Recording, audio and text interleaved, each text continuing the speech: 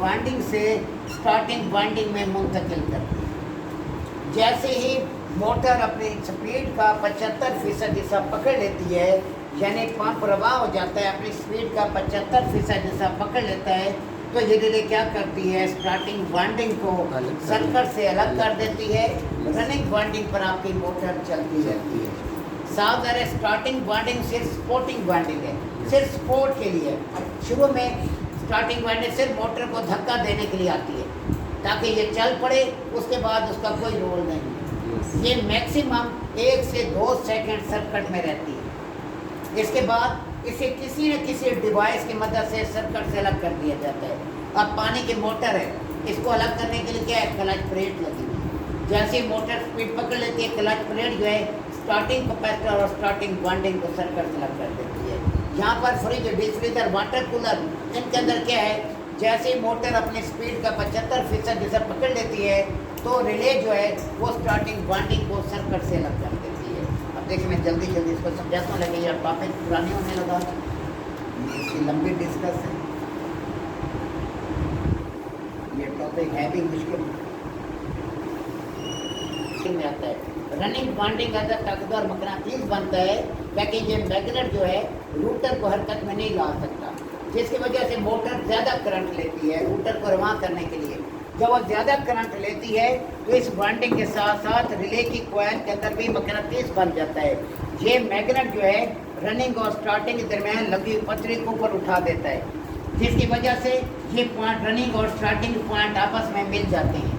जैसे पॉइंट मिलते हैं तो करंट स्टार्टिंग वाइंडिंग में आना शुरू हो जाता है। अब स्टार्टिंग वाइंडिंग के अंदर भी मैग्नेटिक फील्ड पैदा होना शुरू हो जाती है।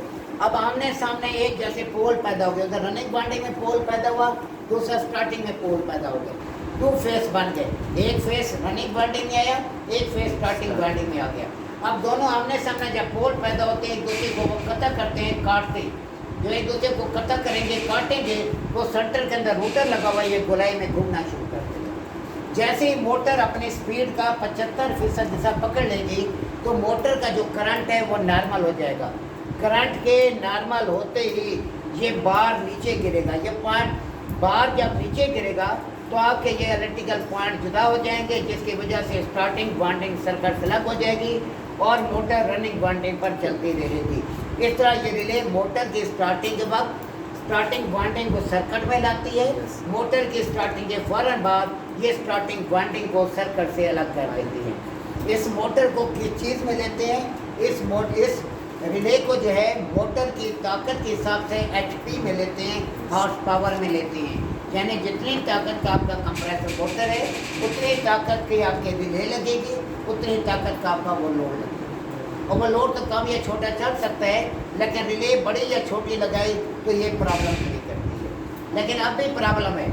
अब फील्ड वाइज में आपको समझा दूँ, अब बाज़ार से अब जो रिले आप लेते हैं, पहले ये होता था हमें मॉडल नंबर याद करने पड़ते थे, क्योंकि बाहर से रिले आते थे, जर्मनी, फ्रांस वगैरह, जापान से आते थे।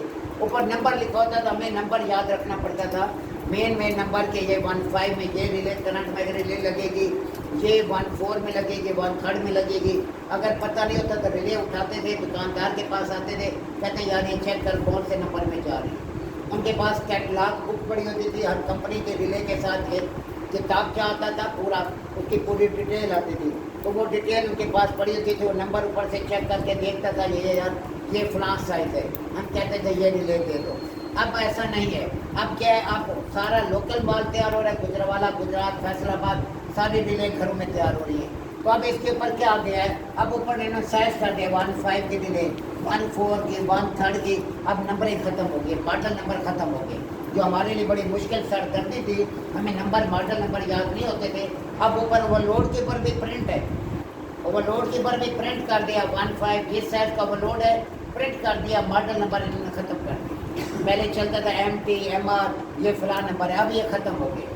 अब हमें नंबर वगैरह याद करने की कोई ज़रूरत नहीं पेश आती। अब हमें सीधा सीधा जो है ऊपर नंबर लिखे होते हैं, नंबर दे के हम पढ़ लेते हैं ये फलां साइज है, बस उस साइज का वो लोड लेते हैं, जाके लगा। बाकी इसको कल डिस्कशन करेंगे।